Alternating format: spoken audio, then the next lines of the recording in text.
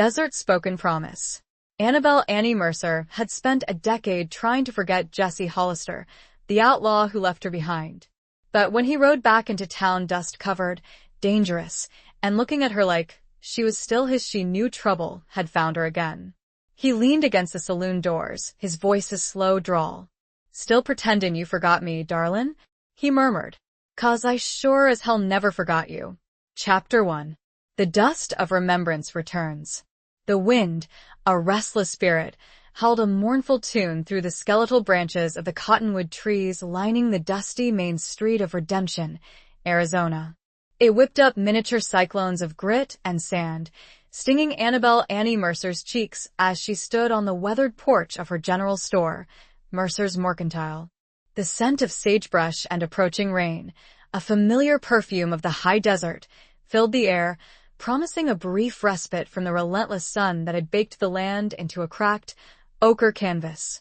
Annie, at 57, carried the weight of years and hardship with a quiet dignity. Her face, once smooth and youthful, was now a roadmap of time, etched with fine lines around her cornflower blue eyes and the corners of her mouth. Her hair, the color of sun-bleached wheat, was streaked with silver and pulled back in a severe bun, revealing the strong, elegant line of her jaw.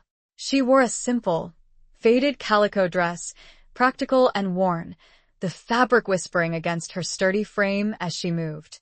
Her hands, calloused from years of work, gripped the porch railing, the wood rough beneath her fingers. She watched the approaching storm, a swirling mass of purple and gray clouds that swallowed the distant mesas, mirroring the turmoil brewing within her. It had been 10 years. 10 years since she last saw him, since the betrayal that had shattered her world and left her piecing together a life of quiet resilience amidst the unforgiving landscape. 10 years since Jesse Hollister had ridden out of Redemption, leaving her with nothing but a broken heart and a lingering question that echoed in the silence of every lonely night. Why? The rhythmic thud of hooves on the hard-packed earth broke through the wind's lament. Annie's heart, a stubborn muscle that had learned to beat in time with the slow rhythm of the frontier, quickened its pace. She squinted, her eyes tracing the figure emerging from the swirling dust. A lone rider, tall and lean, his silhouette framed against the gathering storm.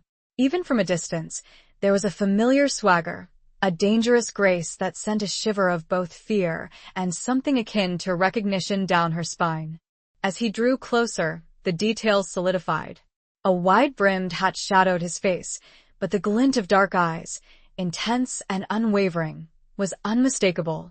The worn leather of his duster, the way he sat his horse, a magnificent chestnut mare, with an easy confidence that bordered on arrogance. It was him, Jesse Hollister, back in Redemption. He reined in his horse just before the store, the animal snorting and pawing at the ground, its breath clouding the air. Dust swirled around them, a hazy curtain momentarily obscuring him. Then, the wind shifted, and he was there, bathed in the eerie, pre-storm light, looking even more rugged, more dangerous than she remembered. The years had been harsh on him, etching deeper lines around his eyes and mouth, adding a silvered touch to the dark hair that escaped from beneath his hat. There was a hardness in his jaw, a weariness in his gaze that spoke of a life lived on the edge, a life she had once desperately wanted to share. But there was also something else of vulnerability, a flicker of something that mirrored the ache in her own heart. He dismounted with a fluid grace, the jingle of spurs a sharp counterpoint to the rumble of approaching thunder. He tied his horse to the hitching post, his movements deliberate and unhurried, as if savoring the moment, the tension that crackled in the air between them. Then he turned, his gaze locking with hers. He leaned against the saloon doors, which were across the street. His stance was casual, deceptively relaxed, but Annie knew better. She knew the coiled power beneath the surface, the untamed spirit that had both captivated and terrified her a decade ago. The years melted away, and she was 27 again, young and foolishly in love, standing on this very porch, watching him ride away, the dust of his departure choking her with grief. "Still pretendin' you forgot me, darlin'?" he murmured, his voice a slow drawl, roughened by time and whiskey, yet still capable of sending a shiver down her spine. The words, laced with a hint of amusement and something darker, something that hinted at the pain he carried, hung in the air between them, heavy with unspoken accusations and unanswered questions. "'Cause I sure as hell never forgot you." Annie's hand tightened on the railing, her knuckles white. She forced herself to meet his gaze, her own eyes narrowed, a shield against the storm of emotions that threatened to overwhelm her. "Jessie," she said, her voice surprisingly steady, a testament to the years she had spent building walls around her heart. "What are you doing here?"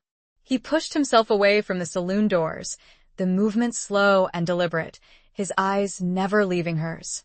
He took a step closer, then another, closing the distance between them, the air thick with the scent of leather, horses, and the dangerous allure of the man she had tried so hard to erase from her memory.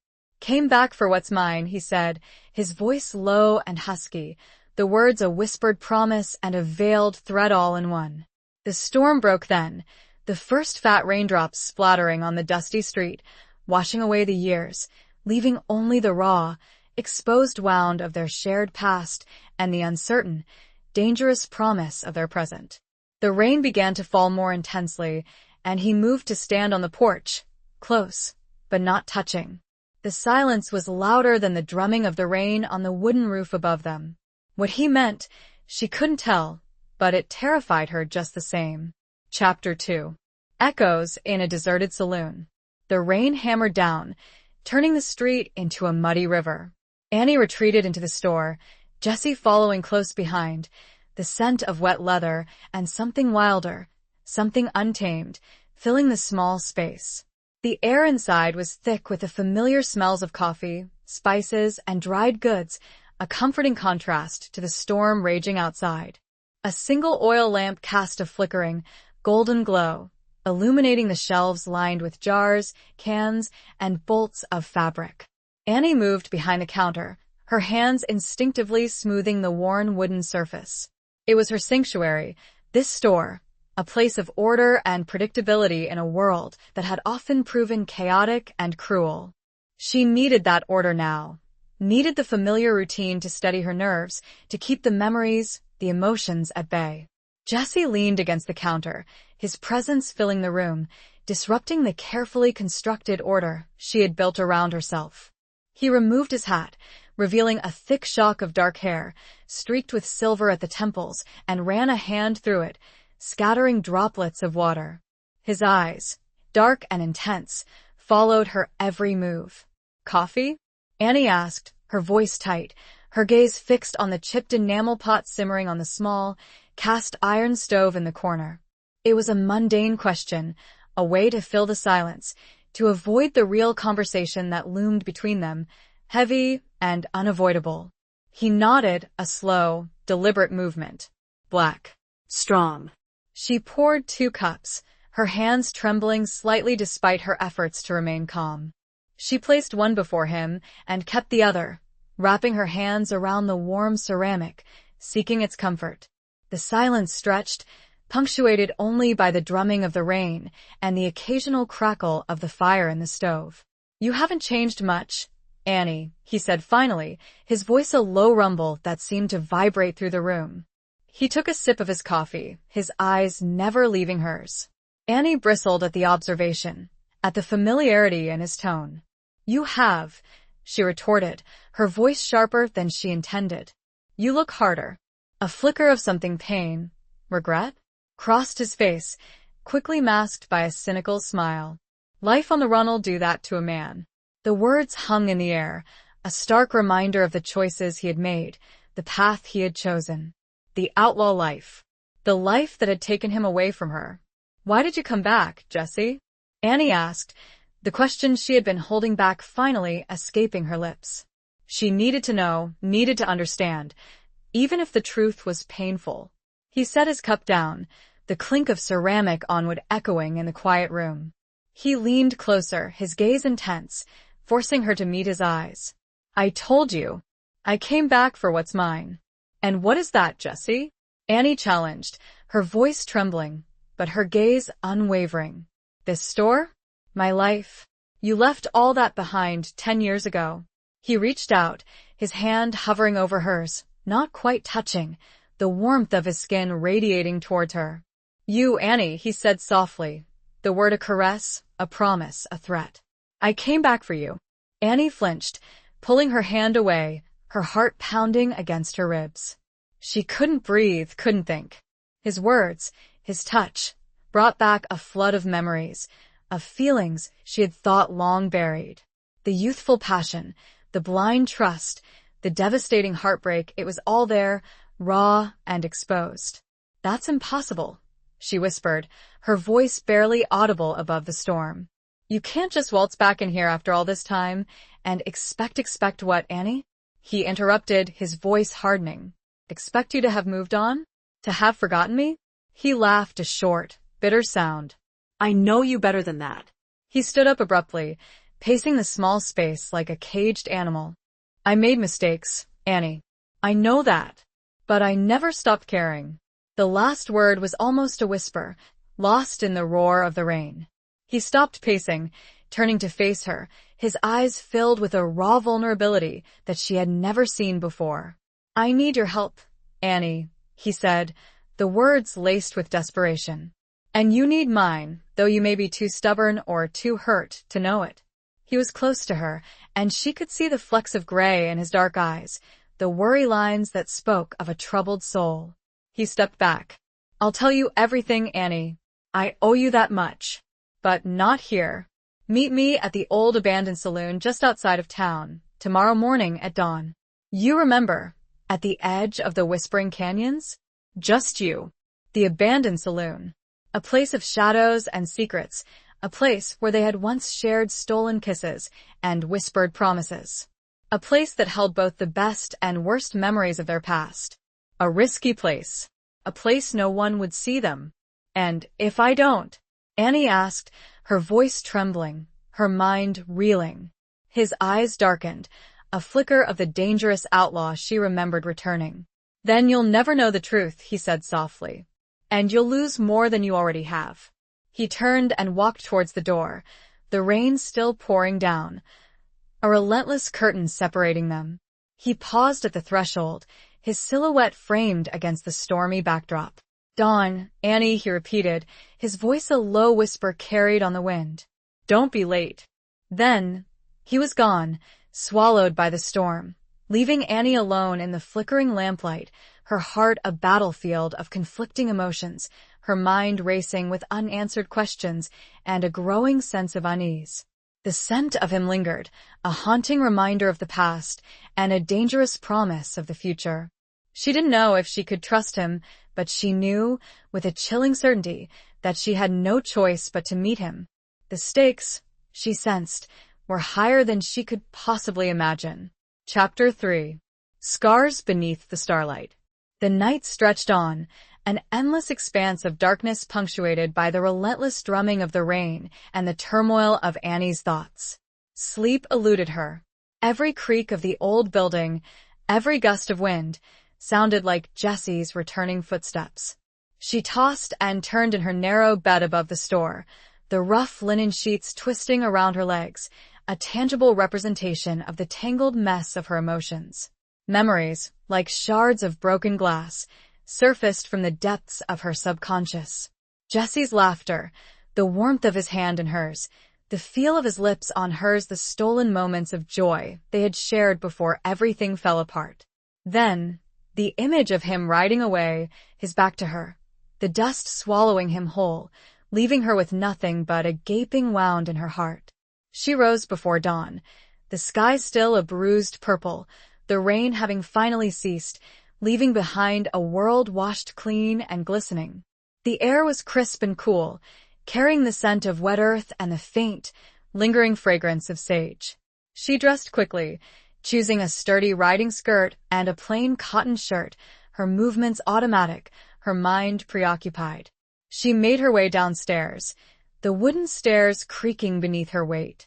She brewed a pot of coffee, the strong, bitter aroma filling the store, a small comfort in the face of the uncertainty that awaited her. She drank it black, standing by the window, watching the first rays of sunlight paint the eastern sky with strokes of gold and crimson. As the first sliver of sun peeked over the horizon, Annie saddled her horse, a sturdy, reliable mare named Bess, her movements practiced and efficient. She checked the cinch, her hands lingering on the warm leather, drawing strength from the familiar routine. Bess nuzzled her shoulder, sensing her unease, her soft breath a comforting presence. Annie mounted, her body stiff with apprehension, and turned Bess towards the outskirts of town, towards the whispering canyons and the abandoned saloon that held the ghosts of her past. The ride was silent, the only sounds the rhythmic thud of Bess's hooves on the damp earth and the chirping of birds greeting the new day.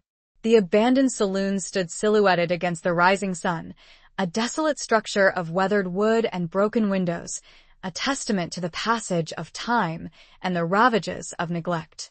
It was a place of shadows and whispers, a place where secrets were kept and promises were broken. Jesse was already there, leaning against a crumbling wall, his horse tethered nearby. He was cleaning a rifle, his movements slow and deliberate, his gaze fixed on the distant horizon. He looked up as she approached, his eyes, dark and unreadable, meeting hers. "You came," he said, his voice a low rumble, a statement, not a question. Annie dismounted, her legs stiff from the ride.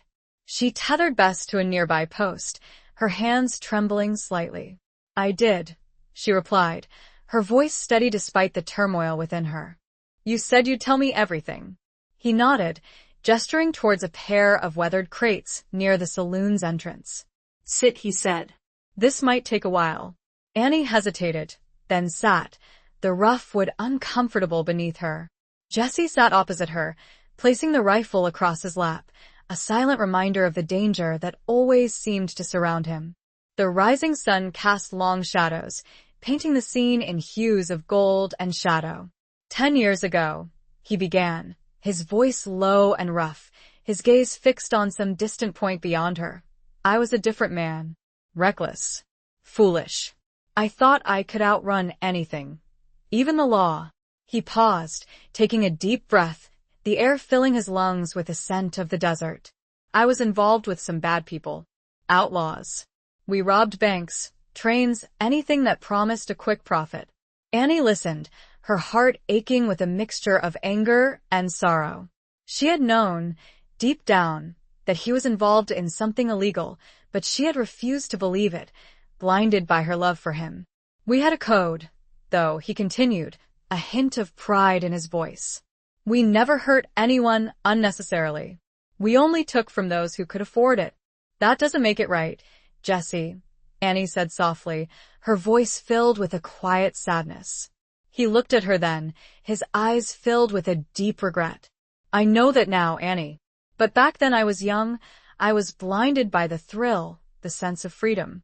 He paused again, his gaze shifting to the scars on his hands, a roadmap of his past.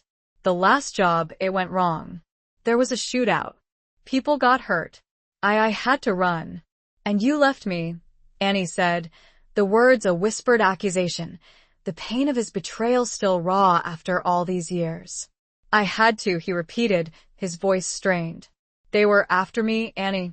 If I had stayed, they would have come after you, too. I couldn't risk that." He looked at her, his eyes pleading for understanding. "I left you to protect you, Annie. It was the hardest thing I've ever done." "But you never came back," Annie said, her voice trembling. "You never sent word. I thought you were dead." "I couldn't," he said. "They were still watching. I had to lay low, change my name, become someone else." He looked at her, a flicker of hope in his eyes. "But I never forgot you, Annie. I never stopped thinking about you." He reached out, his hand covering hers, the warmth of his touch sending a shiver through her.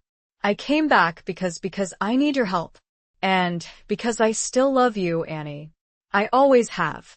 The silence lengthened, thick and charged, as they stared into one another's eyes across the space of a new sunrise and all the devastation of the past. The canyon winds stirred. Chapter 4. A bargain struck in twilight. Annie pulled her hand away, the contact too much, too sudden. The weight of his words, his confession, his declaration of love, it was overwhelming. She stood up, pacing restlessly, trying to make sense of the tangled web of emotions that consumed her. "You expect me to believe that?" she asked, her voice laced with disbelief and a lingering hurt. "After 10 years? After all the pain you caused?" Jesse remained seated, his gaze unwavering, his expression a mixture of vulnerability and determination. "I don't expect anything, Annie," he said quietly. "I'm just telling you the truth. What you do with it is up to you." He paused, then continued, his voice hardening slightly. "But I do need your help. I wouldn't have come back if it wasn't important. Lives are at stake." Annie stopped pacing, turning to face him, her curiosity piqued despite her reservations. "What kind of help?" she asked, her voice wary. He leaned forward, his eyes intense. "The men I used to ride with, they're not the same anymore. They've become ruthless. They're planning something big, something that could hurt a lot of innocent people. And do you want to stop them?" Annie asked, a flicker of hope igniting within her. Perhaps he had changed. Perhaps there was still some good left in him. He nodded. "I have to. It's my fault in a way. I helped create this monster. I have to be the one to stop it. And what does this have to do with me?" Annie asked, her voice still guarded. He hesitated, then took a deep breath. "They're planning to hit the stagecoach carrying the payroll for the new silver mine. It's due to pass through redemption in 3 days." He met her gaze. "They also have someone on the inside. They know all the details." Annie's eyes widened. The silver mine was the lifeblood of redemption, the source of its prosperity. If the payroll was stolen, it would cripple the town, leaving many families destitute. The thought was a punch to the gut. "And you think I can help you stop them?" Annie asked, her voice filled with disbelief. "I'm a storekeeper, Jesse, not a gunslinger." He smiled, a faint, fleeting smile that didn't quite reach his eyes. "You're more than that, Annie. You're strong, resourceful, and you know this town better than anyone. You also have something they don't." "And what's that?" "Trust," he said softly. "The people of Redemption trust you, Annie. They'll listen to you." He paused. "And I trust you, too." The weight of his words settled upon her, a heavy burden of responsibility. She looked at him, at the lines of worry etched on his face, at the vulnerability in his eyes. She saw the man she had once loved, the man who had broken her heart, but also a man who was trying to redeem himself, to make amends for his past mistakes. "What do you need me to do?" Annie asked, her voice resigned, her heart heavy with a mixture of fear and determination. He outlined his plan, his voice low and urgent, explaining how he needed her to gather information, to warn the sheriff, to help him set a trap for the outlaws. It was a dangerous plan, risky and potentially deadly, but Annie knew she couldn't stand idly by while her town, her friends, her neighbors were threatened. "It's dangerous, Annie," he said, his voice filled with concern. "I won't lie to you. If they find out you're helping me, I know," Annie interrupted, her voice firm. "But I'm not afraid." Eva faced veres. He looked at her, his eyes filled with a mixture of admiration and something deeper, something that sent a shiver of warmth through her. "I know you have," he said softly. As the sun climbed higher in the sky, casting long shadows across the desert landscape, they finalized their plan, a fragile alliance forged in the face of danger, a bargain struck between two wounded souls seeking redemption. "Meet me back here, 2 nights from now," Jesse said, his voice low and urgent. "After the sun goes down. We'll have to move fast." Annie nodded, her heart pounding with a mixture of fear and excitement. She mounted Bess, her hand resting on the horse's warm neck, drawing strength from the animal's steady presence. "Be careful, Jesse," she said, her voice barely a whisper. He met her gaze, his eyes filled with a warmth that belied the danger that surrounded them. "You too, Annie," he said softly. "You too." He watched her ride away, his silhouette framed against the rising sun, a lonely figure in a vast and unforgiving landscape. As she disappeared into the distance, a sense of foreboding settled upon him, a cold premonition of the challenges and dangers that lay ahead. He knew this was just the beginning, and the road to redemption would be paved with hardship and sacrifice. But for the first time in a long time, he felt a flicker of hope, a spark of light in the darkness that had consumed him for so long. And that light, he realized, was Annie. The storm he knew was coming might be more than the both of them could withstand. Chapter 5. The Price of a Forgotten Kiss. The next 2 days passed in a blur of activity and apprehension. Annie moved through her daily routine with a newfound sense of purpose, her mind constantly racing, analyzing every detail, every conversation, searching for any clue that might help Jessie. She sold goods, chatted with customers, and kept a watchful eye on the comings and goings in the town. The townsfolk, sensing a change in her, remarked on her heightened alertness. Old Mrs. Higgins, with her perpetually worried expression and a penchant for gossip, cornered Annie near the pickle barrel. "You seem different, Annie," she said, her voice a raspy whisper. "Like you're carrying a secret." Annie forced a smile, her heart pounding in her chest. "Just the usual worries, Mrs. Higgins," she replied, her voice light and casual. "The price of flour, the threat of rain, you know how it is." Mrs. Higgins narrowed her eyes, unconvinced, but Annie managed to deflect her probing questions, her mind already racing ahead, planning her next move. She needed to warn Sheriff Brody, a gruff but honest man who had been a fixture in Redemption for as long as she could remember. But she had to be careful, had to choose her words wisely, to avoid arousing suspicion. The sheriff was known to play cards and sometimes share a drink or two with a man named Bart, who Annie now suspected to be the inside man.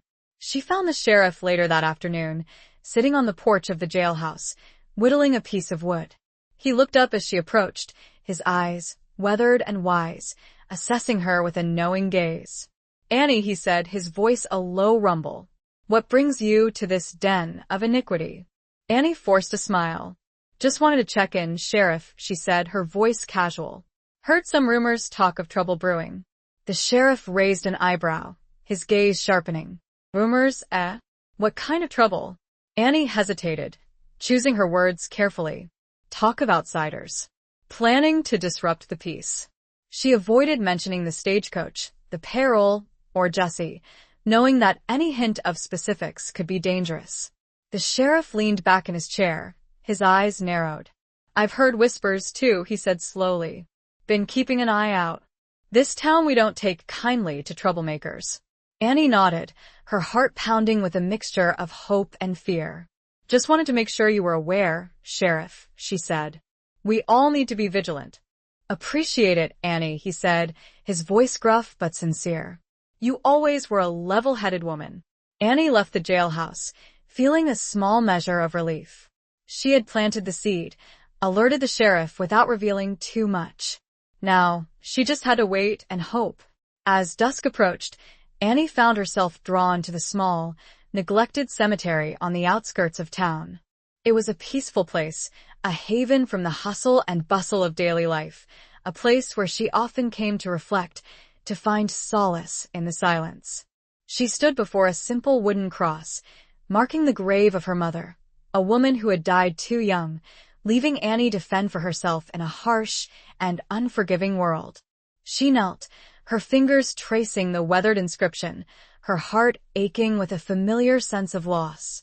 "Oh, Mama," she whispered, her voice choked with emotion. "I wish you were here. I need your guidance, your strength." A sudden sound, the rustle of leaves, startled her. She turned, her hand instinctively reaching for the small pistol she carried hidden in her skirt pocket. Jesse emerged from the shadows, his face obscured by the fading light. "It's just me, Annie," he said softly. Annie relaxed, her hand dropping from her pistol. "You scared me," she said, her voice trembling. He came closer, his eyes searching hers. "I'm sorry," he said. "I didn't mean to." He knelt beside her, his gaze fixed on the grave. "Your mother?" he asked softly. Annie nodded, her throat tight with emotion. "She died when I was 15, she said. It was hard." He reached out, his hand covering hers, the warmth of his touch sending a shiver through her. "I know what it's like to lose someone you love," he said, his voice filled with a deep sadness.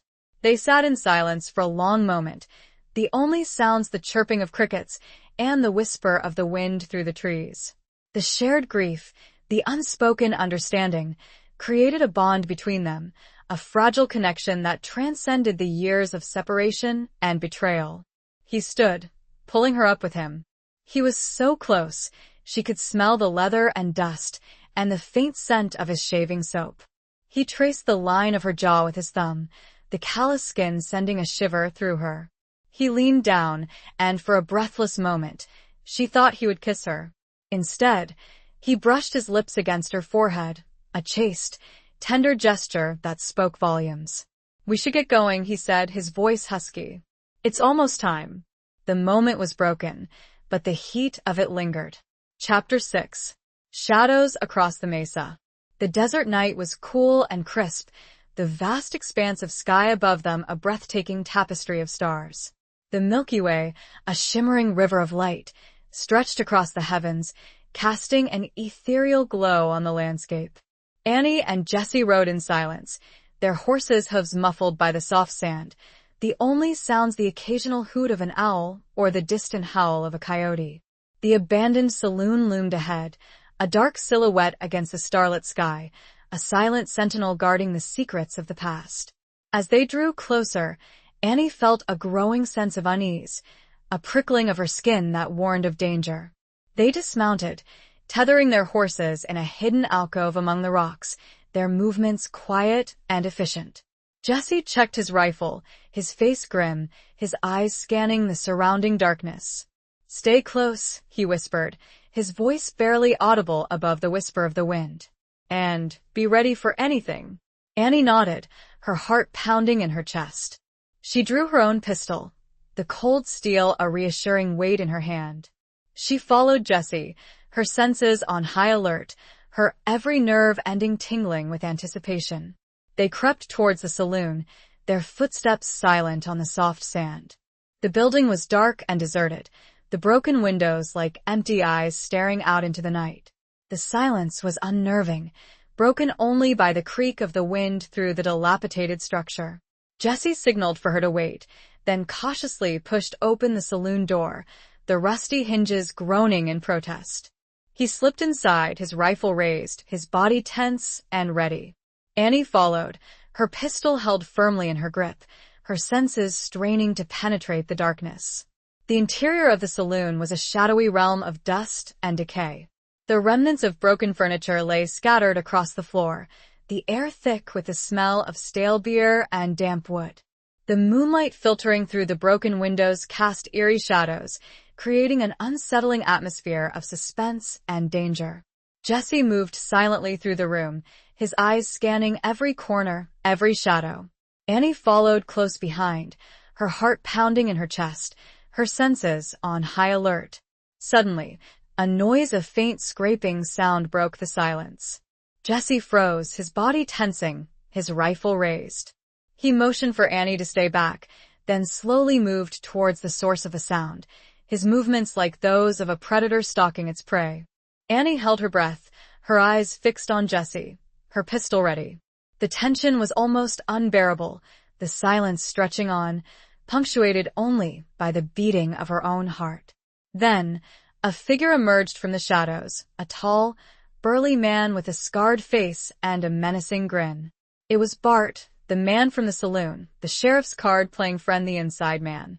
He held a pistol in his hand, pointed directly at Jesse. Well, Bart drawled, his voice dripping with sarcasm. "Look who's back. The prodigal outlaw returns." Jesse remained calm, his rifle still raised, his eyes locked on Bart. "Bart," he said, his voice low and steady. "Put the gun down." Bart laughed, a harsh, grating sound. "I don't think so, Hollister. You see, I've been waiting for this. We all have." Suddenly, other figures emerged from the shadows, surrounding Jesse and Annie, their guns drawn, their faces grim and determined. Annie recognized some of them men she had seen in town, men she had thought were ordinary citizens, now revealed as ruthless outlaws. She was trapped, surrounded, her heart sinking with a cold dread. "You betrayed me, Jesse," Bart continued, his voice filled with a venomous hatred. "You left us high and dry. You thought you could just walk away, start a new life? Think again." Jesse's eyes flickered towards Annie, a brief flash of regret, of apology. "I'm sorry, Annie," he whispered. "This ain't got nothing to do with her," Jesse said, his voice rising with anger. "Let her go." Bart just smiled. "Oh, I don't think so. She's your weakness, ain't she? The one thing that can make you do what we want." He turned his gaze to Annie, his eyes cold and cruel.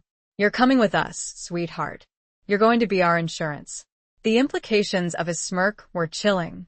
The shadows seemed to press in around her, the danger palpable, the night holding its breath. Chapter 7. Between Law and Longing. Annie stood frozen, her mind racing, trying to find a way out of the desperate situation. She was surrounded, outnumbered, her pistol useless against so many guns. Her gaze met Jesse's, a silent communication passing between them, a mixture of fear, regret, and a desperate hope. "Don't do this, Bart," Jesse said, his voice low and dangerous. "This isn't the way." Bart ignored him, his attention focused on Annie. "Get moving, sweetheart," he snarled, gesturing with his pistol. "We haven't got all night."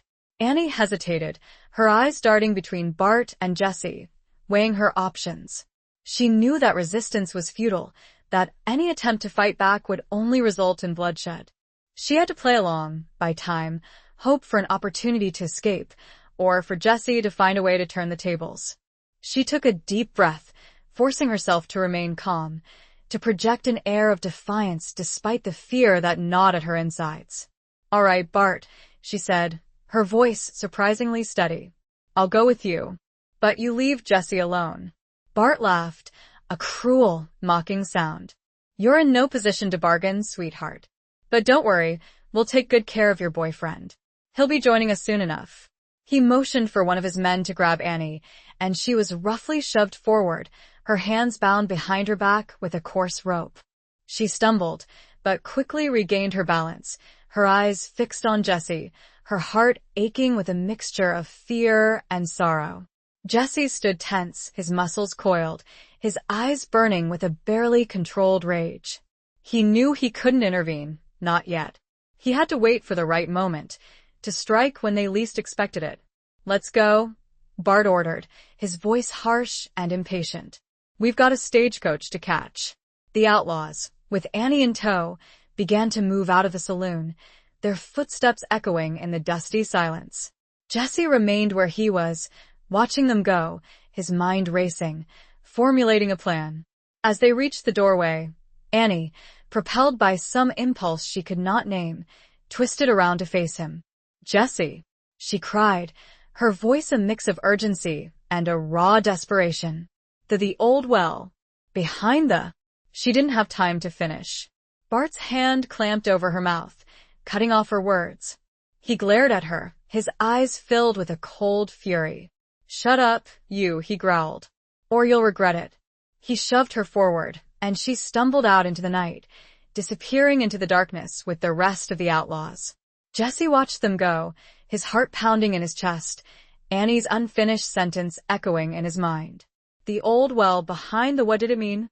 He knew he had to follow them, to rescue Annie, but he also knew that he couldn't just rush in blindly. He needed a plan and advantage. He glanced back at the depths of the saloon. Then it struck him. The old well, behind the saloon. There was a hidden passage, a tunnel that led from the well to a cave on the other side of the mesa, a secret escape route used by smugglers and outlaws in the past. He had almost forgotten about it. It had been a favorite hiding spot when they were children. A flicker of hope ignited within him. If he could reach the tunnel before they did, he might be able to intercept them, to ambush them and free Annie. It was a long shot, a desperate gamble, but it was the only chance he had. He raced towards the back of the saloon, his heart pounding with a mixture of fear and determination. He found the well, hidden behind a crumbling wall, its wooden cover rotting and overgrown with weeds. He heaved it aside, the wood splintering and cracking, revealing the dark, gaping maw of the well. He took a deep breath, steeling himself for the descent, and lowered himself into the darkness, the cold, damp air enveloping him like a shroud. The fate of redemption and the woman he loved hung in the balance. The old well beckoned, promising a fight and, possibly, a very dark end. Chapter 8. The Ghost of Redemption. The descent into the well was treacherous, the crumbling stone offering little purchase for his hands and feet. The air was thick with the smell of damp earth and decay, the darkness absolute. Jesse lowered himself slowly, carefully, his muscles straining, his senses on high alert. He could hear nothing but the sound of his own breathing and the occasional drip of water. He reached the bottom, his feet landing on a soft, muddy surface. He fumbled for the tinderbox he carried in his pocket, striking it until a spark caught, illuminating a small, flickering flame. He held it aloft, revealing a narrow, low-ceilinged tunnel leading away from the well, its walls damp and slimy, the air heavy with the weight of the earth above. He extinguished the flame, relying on his memory and his sense of touch to guide him through the darkness. He knew the tunnel well, having explored it as a boy, a secret passage that led to a hidden cave on the other side of the mesa. It was a risky path, filled with potential dangers, but it was the only chance he had to rescue Annie. He moved slowly, cautiously, his hands outstretched, feeling his way along the rough, uneven walls. The silence was oppressive, broken only by the sound of his own breathing and the occasional scuttling of unseen creatures. The air was cold and damp, chilling him to the bone. He thought of Annie, her face, her courage, her unwavering spirit. The thought of her in the hands of Bart and his ruthless gang fueled his determination, driving him forward, pushing him beyond his fear and exhaustion. He stumbled, his foot catching on a loose rock, and almost fell. He caught himself, his heart pounding in his chest, his breath coming in ragged gasps. He paused, leaning against the wall, trying to regain his composure. He had to be careful. One wrong step, one slip, could be fatal. He closed his eyes, focusing his mind, drawing on his inner strength, his resolve hardened by the years of hardship and survival. He had to save Annie. He had to. He continued his journey, his movements slow and deliberate, his senses straining to detect any sign of danger.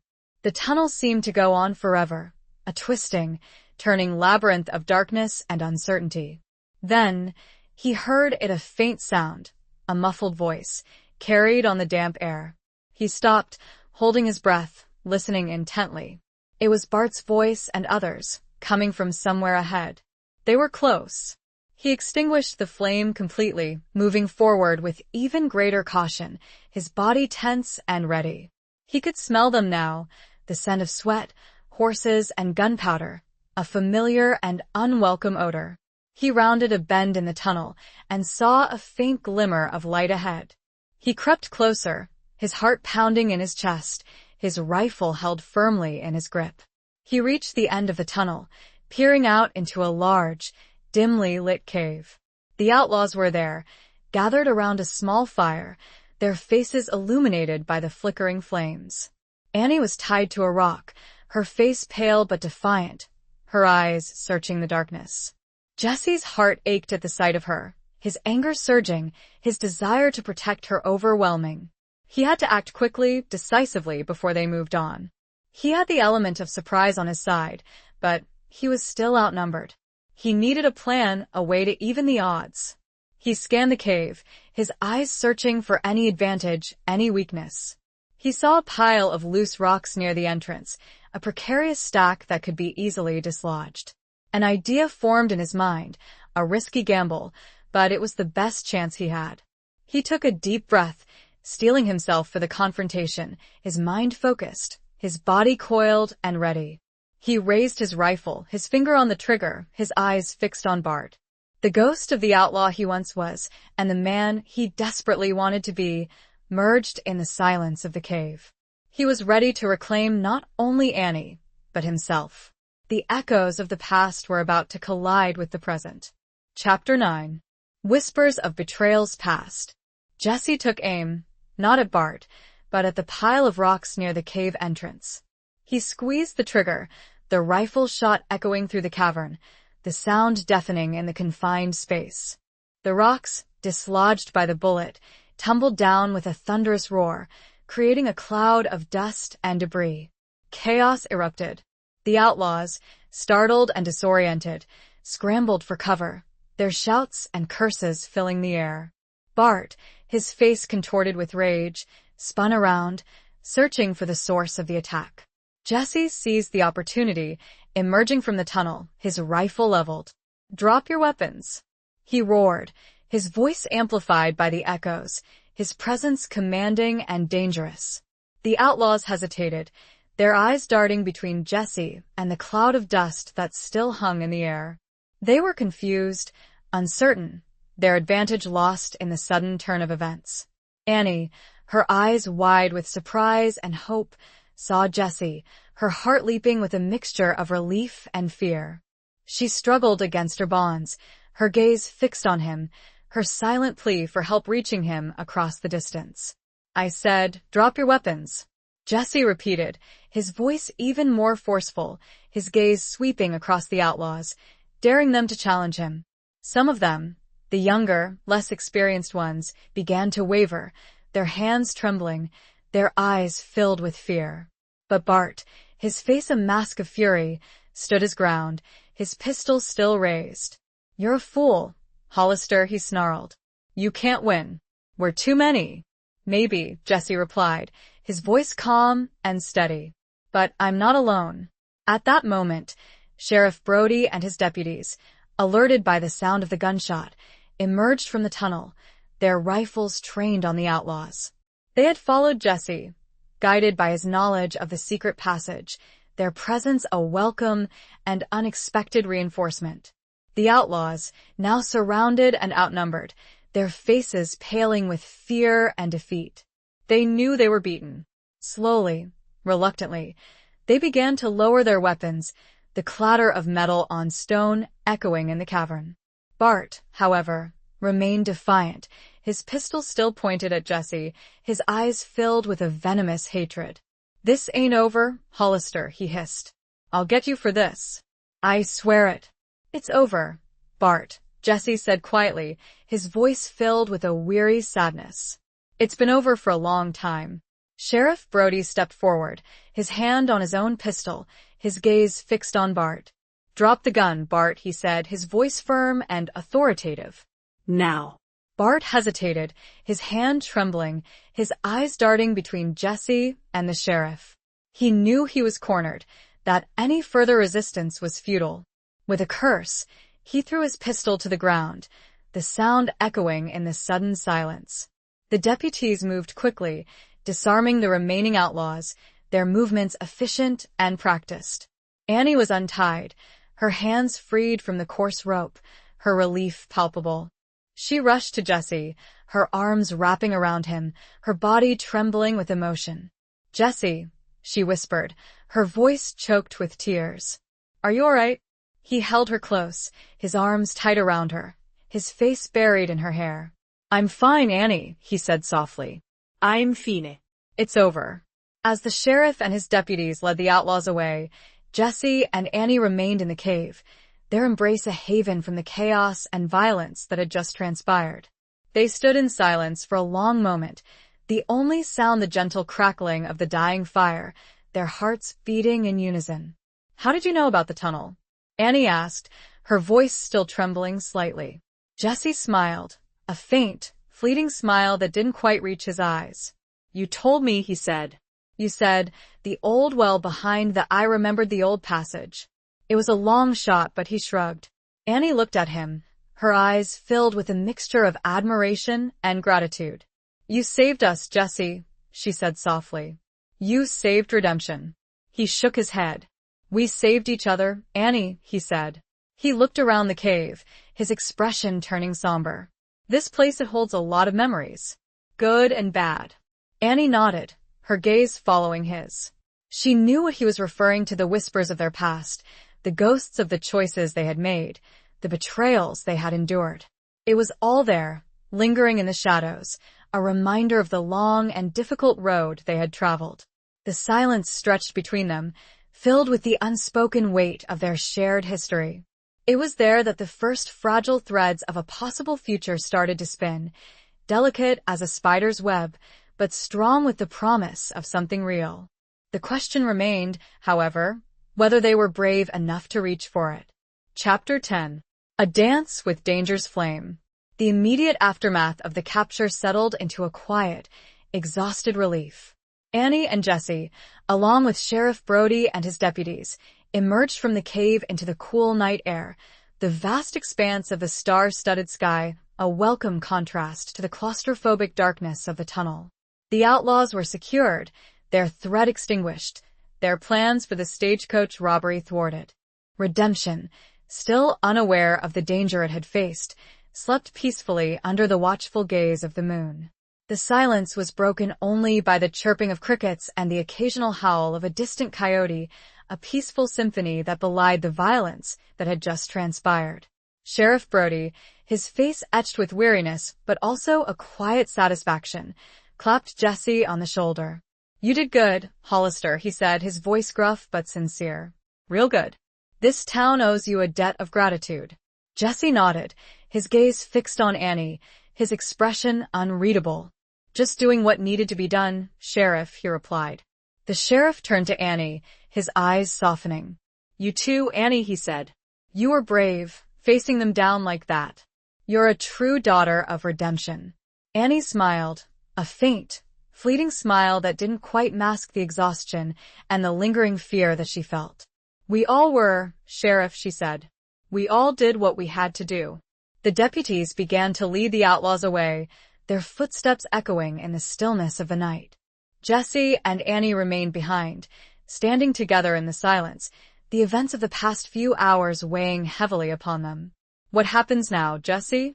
Annie asked, her voice barely a whisper, her eyes searching his. He looked at her, his gaze intense, his expression a mixture of weariness and a lingering uncertainty. "I don't know, Annie," he said honestly. "I have to figure things out." He paused, then continued, his voice hardening slightly. "I still have a past to reckon with. There are things I need to take care of." Annie nodded, understanding. She knew that his life as an outlaw, the choices he had made, the consequences he had faced, couldn't be simply erased. He had a long road ahead of him, a journey of redemption that he had to undertake alone. "Will you stay?" Annie asked, her voice hesitant, her heart filled with a fragile hope. He looked at her, his eyes softening, a flicker of warmth returning to his gaze. "I don't know, Annie," he repeated. "I need some time to think, to decide." He reached out, his hand gently touching her cheek, his fingers tracing the lines of worry and exhaustion that etched her face. "But I want to," he added softly, his voice filled with a raw emotion that sent a shiver through her. They stood in silence for a long moment, the only sound the gentle whisper of the wind, their hearts communicating in a language that transcended words. The unspoken longing, the hesitant hope, the fragile possibility of a future together, hung in the air between them, a delicate dance with danger's flame. Annie knew that she couldn't pressure him, couldn't force him to stay. She had to give him the space, the time he needed to heal, to find his way. But she also knew, deep in her heart, that she wanted him to stay, that she had never stopped loving him, despite the pain, the betrayal, the years of separation. "I'll be here, Jesse," she said softly, her voice filled with a quiet strength. "Whenever you're ready." He smiled, a genuine smile this time, a smile that reached his eyes, a smile that promised a glimmer of hope in the darkness. He leaned down and kissed her, a soft, tender kiss that spoke of longing, of regret, of a fragile and uncertain future. It was a kiss that lingered, a kiss that promised more than either of them could yet comprehend. He then turned and walked towards his horse. Mounting with an ease that Annie remembered and ached for, he tipped his head towards her. "I'll see you soon," was all he said. As he rode away, disappearing into the darkness, Annie watched, her heart heavy with a mixture of hope and uncertainty. The dance had begun, the steps uncertain, the music haunting, but the flame, however fragile, had been lit. She didn't know where it would lead, but she knew, with a certainty that defied logic and reason, that she was willing to follow, to risk everything for a chance at a future with the man she had never stopped loving. The night held its breath, waiting. Chapter 11. The Heart's Uncharted Territory. The days following the foiled robbery were a strange mixture of relief and unease. Redemption celebrated its narrow escape, hailing Sheriff Brody and, somewhat reluctantly, Jesse Hollister as heroes. Annie found herself caught in the middle, lauded for her bravery, yet acutely aware of the precariousness of her situation. Jesse had disappeared after that night, leaving Annie with nothing but a lingering kiss and the promise of soon. She threw herself back into the routine of running her store, the familiar tasks a balm to her restless spirit. But every creak of the door, every approaching hoofbeat, sent her heart racing, her eyes searching for a familiar figure. The townsfolk, ever curious, peppered her with questions about Jesse. Is he staying, Annie? Are you two together again? What's he going to do now? She deflected their inquiries with vague answers and forced smiles, her own uncertainty mirroring their curiosity. She found herself spending more time at the cemetery, standing by her mother's grave, seeking solace and guidance. "Mama," she whispered, her voice choked with emotion. "I don't know what to do. I love him, but can I trust him? Can I risk my heart again?" The silence of the graveyard offered no answers, only the whisper of the wind through the trees, a mournful echo of her own conflicted heart. One evening, as she was closing up the store, a figure emerged from the shadows. It was Sheriff Brody, his face grim, his eyes filled with a mixture of concern and regret. "Annie," he said, his voice low and serious. We need to talk. Annie's heart sank. She knew, instinctively, that it was about Jesse. "What is it, Sheriff?" she asked, her voice trembling slightly. The sheriff hesitated, then took a deep breath. "There's a warrant out for Jesse's arrest," he said. "From another territory. For crimes he committed before he came back." Annie's blood ran cold. She had known this was a possibility, that his past might catch up with him, but hearing it confirmed sent a wave of fear and despair through her. What are you going to do?" she asked, her voice barely a whisper. The sheriff looked at her, his eyes filled with a weary sadness. "I have to uphold the law, Annie," he said.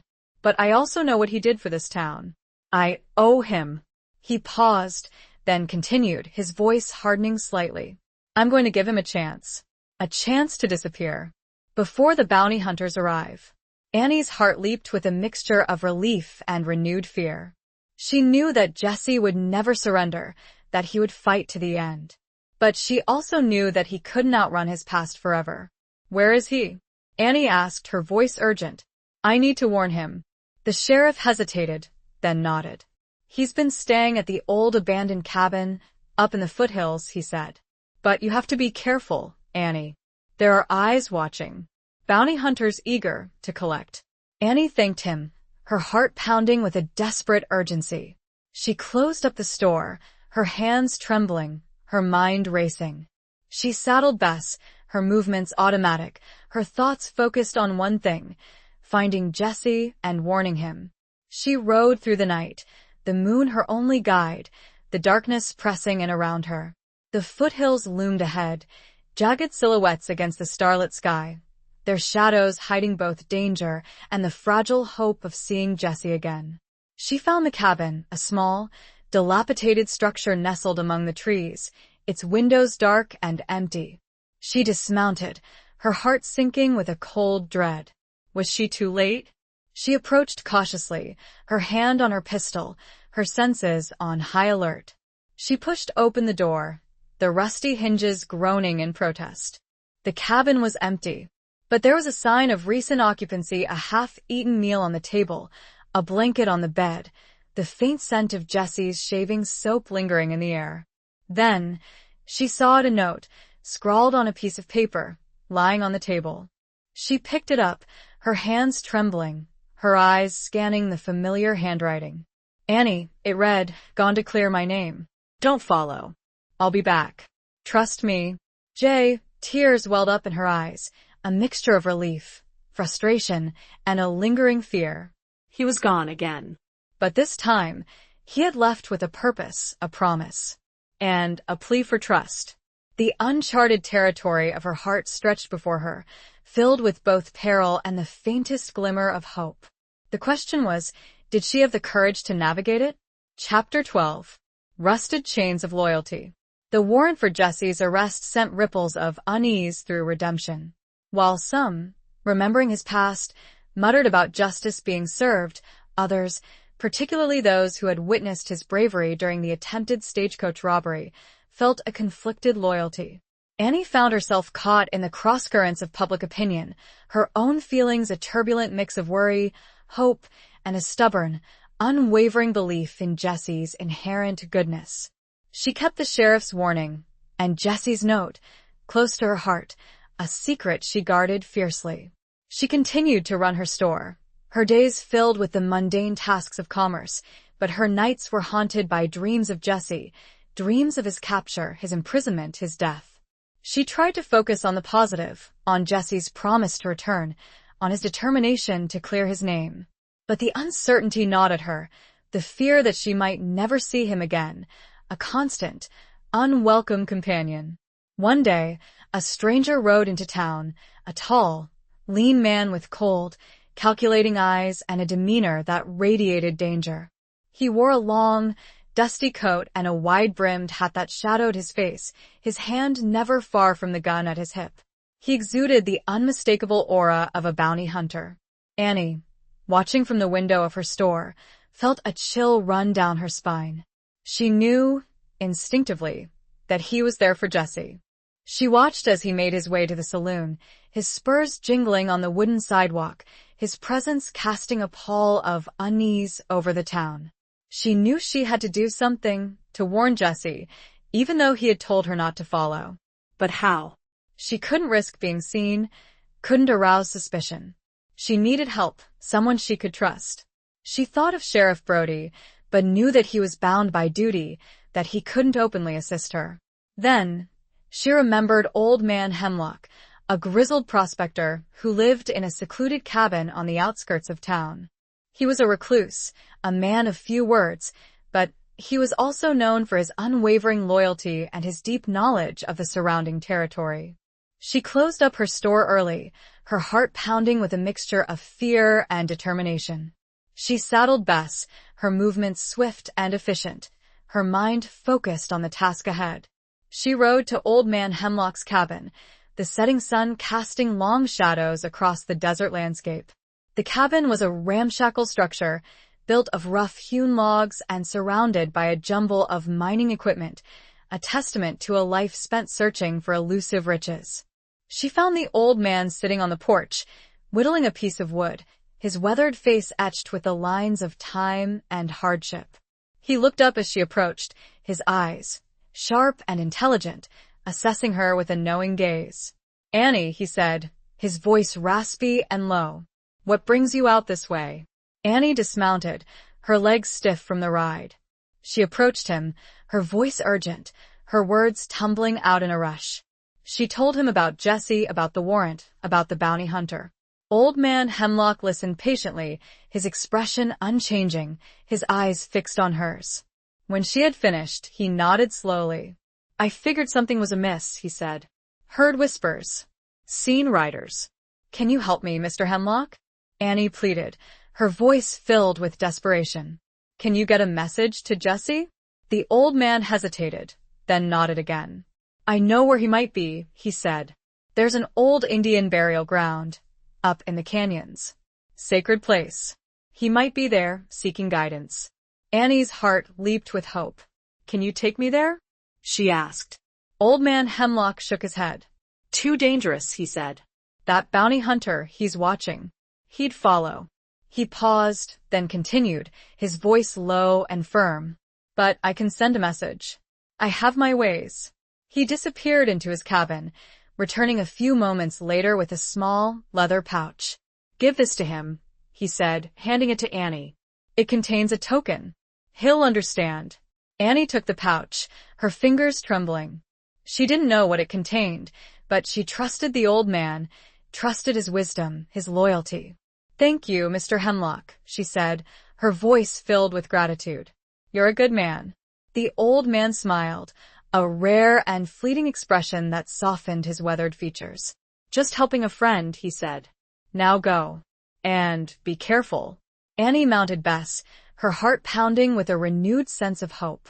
She turned her horse towards the canyons, the setting sun painting the sky with strokes of fiery red and orange, the colors of both danger and promise. The rusted chains of loyalty, forged in the harsh landscape of the frontier, had given her a chance. She wouldn't waste it. The canyons awaited, silent and watchful. Chapter 13. Where the river bends and breaks. Old Man Hemlock's message wasn't delivered in person. Instead, Annie awoke the next morning to find a small, intricately carved wooden bird perched on her windowsill. It was a hawk, wings outstretched, its tiny eyes gleaming with an uncanny realism.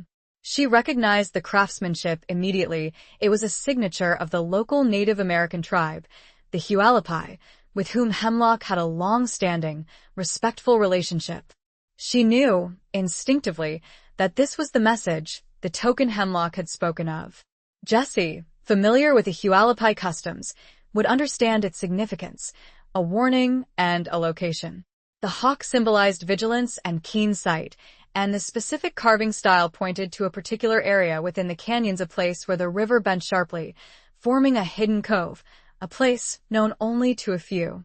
Annie's heart ached with a mixture of relief and apprehension. She knew the place she and Jessie had stumbled upon it years ago, during their youthful explorations. It was a beautiful, secluded spot, but also remote and difficult to reach, a perfect hiding place or a perfect trap. She couldn't shake the feeling of unease, the sense that the bounty hunter was still out there, watching, waiting. She knew she couldn't go to Jessie directly, that any attempt to reach him would be too risky. But she couldn't just stand idly by either. She decided to trust in Hemlock's wisdom, in the silent communication of the Hualapai.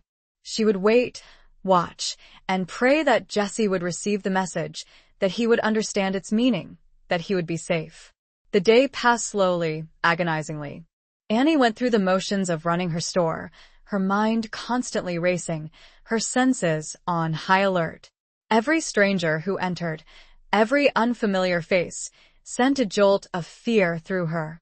As evening approached, she found herself drawn to the river, to the spot where it flowed through the town, a muddy, sluggish current that reflected the turbulent emotions within her. She stood on the bank, watching the water flow past, its relentless movement a metaphor for the passage of time, the uncertainty of the future. Suddenly, she saw something, a flicker of movement, a shadow among the rocks on the opposite bank. She squinted, her eyes straining to penetrate the gathering darkness. It was a figure, tall and lean, silhouetted against the fading light. He was standing motionless, watching her, his presence both familiar and unsettling. It was Jessie. Annie's heart leaped with a mixture of joy and relief. He was alive, he was here. But why had he come back to town? It was too dangerous. He made a subtle gesture, a slight movement of his hand, signaling her to meet him. He pointed towards a secluded spot further down the river, hidden behind a cluster of willow trees. Annie hesitated, her mind racing. Was it a trap? Was the bounty hunter watching? But she couldn't ignore him, couldn't deny the pull of her heart, the desperate need to see him, to talk to him. She waited until darkness had fully descended, then slipped away from the store, her movements quiet and cautious. She made her way to the riverbank, her heart pounding in her chest, her senses on high alert. She found Jessie waiting for her among the willows, the darkness concealing him from prying eyes. He was leaning against a tree, his arms crossed, his expression unreadable. "Jessie," she whispered, her voice trembling with emotion.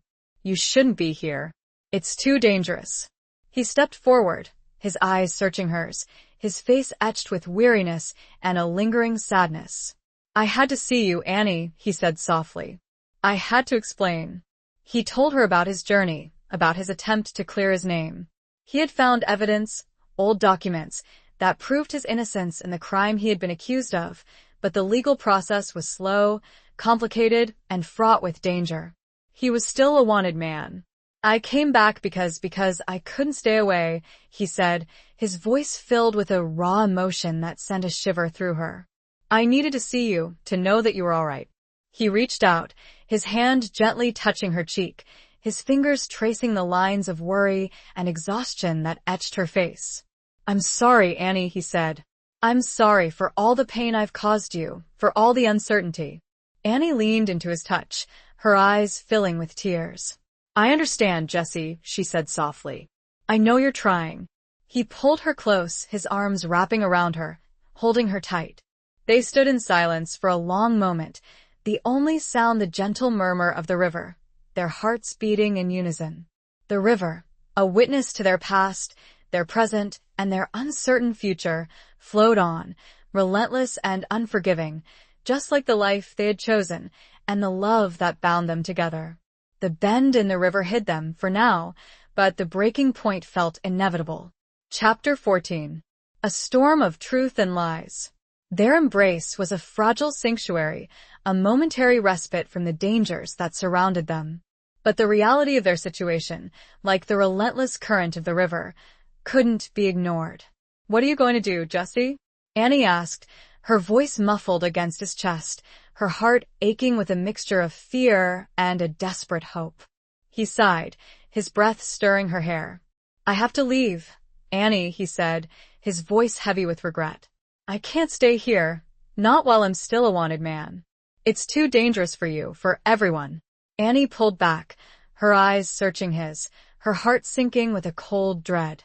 But you said you had evidence, she said, her voice trembling. That you could clear your name. He nodded. I do, he said. But it's not enough. Not yet. There are powerful people who want me silenced, people who benefit from my disappearance. He explained, his voice low and urgent, about a corrupt judge, a wealthy landowner, a conspiracy that reached far beyond redemption, a web of deceit and betrayal that had ensnared him years ago. He had been framed, set up to take the fall for a crime he didn't commit, a crime that had benefited those in power. I need to expose them, Annie, he said, his voice filled with a steely determination. I need to bring them to justice. But I can't do it alone. He paused, then continued, his gaze locking with hers. I need your help, Annie. Again. Annie's heart pounded in her chest. She knew what he was asking, the risk he was proposing. It was a dangerous game, a gamble that could cost them everything. But she also knew that she couldn't refuse him, that she couldn't stand idly by while he fought for his life, for his freedom. What do you need me to do? She asked, her voice steady despite the turmoil within her. He outlined his plan, a daring and intricate scheme that involved uncovering hidden documents, contacting witnesses, exposing the truth to the authorities. It was a complex and dangerous undertaking, a race against time, with the bounty hunters still lurking in the shadows, a constant threat. It's too dangerous, Jessie, Annie said, her voice filled with concern. If they find out I know, he interrupted, his voice firm. But I have no choice. It's the only way. He reached out, his hand cupping her face, his eyes filled with a mixture of love and a fierce determination. I won't let anything happen to you, Annie, he said softly. I promise. They spent the rest of the night huddled together among the willows, planning, strategizing, their whispered conversations a counterpoint to the gentle murmur of the river. The moon cast long shadows, creating an atmosphere of secrecy and suspense, the air thick with the weight of their shared burden. As dawn approached, a storm began to brew, the sky darkening, the wind picking up, the air charged with electricity. The weather mirrored the turmoil within them, the gathering storm of truth and lies that threatened to engulf them. I have to go, Jessie said, his voice regretful. Before it gets light. Annie nodded, her heart aching with a familiar sense of loss. She knew this was goodbye, for now, but she also knew that their paths were intertwined, that their destinies were bound together, for better or for worse. He kissed her, a long, passionate kiss that spoke of longing, of desperation, of a love that defied the odds, a love that refused to be extinguished. It was a kiss that tasted of tears and the promise of a future that was far from certain. He released her, his eyes lingering on hers, his expression a mixture of love and a silent farewell. "Be careful, Annie," he said softly. "And trust me." Then, he was gone, disappearing into the gathering storm, leaving Annie alone on the riverbank, the wind whipping her hair, the first drops of rain beginning to fall. The storm, both literal and metaphorical, had broken, and she knew that the coming days would be a test of their courage, their resilience, and their love. The river rushed on, carrying their hopes and fears towards an unknown destiny. Chapter 15. The Reckoning of Old Wounds. The storm raged for 3 days, mirroring the tempest in Annie's soul. The rain lashed down, turning the streets of redemption into muddy rivers, the wind howling through the canyons, a mournful cry that echoed her own anxieties. She kept to the store, her mind preoccupied, her heart heavy with worry for Jesse.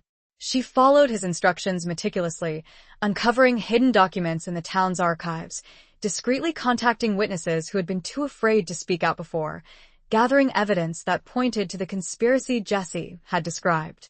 It was a dangerous game, a delicate dance with deception, and she knew that one wrong step could expose her, could put her life in danger. The bounty hunter was still in town, a constant, menacing presence. She saw him occasionally, lurking in the shadows, his cold eyes watching her, his demeanor radiating a silent threat. She knew he was waiting, biding his time, hoping to catch her in a compromising situation, hoping to lead him to Jesse.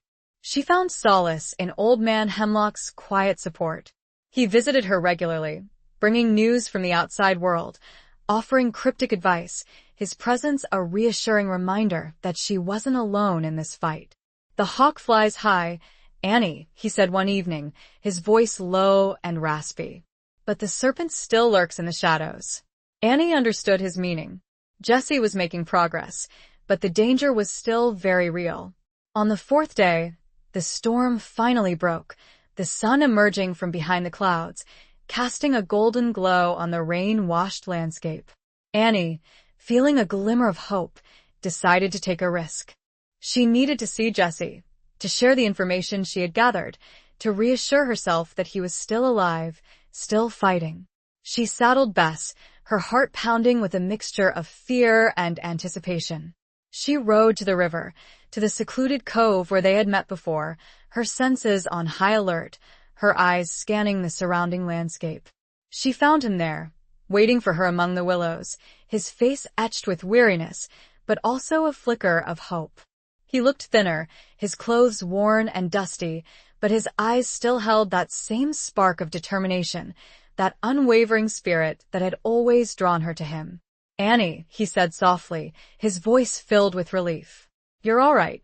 She rushed into his arms, her embrace tight, her body trembling with emotion. "Jesse," she whispered, her voice choked with tears. "I was so worried." They held each other for a long moment, the silence broken only by the gentle murmur of the river, their hearts communicating in a language that transcended words. The relief of seeing him, of holding him, was overwhelming, a balm to her anxious soul.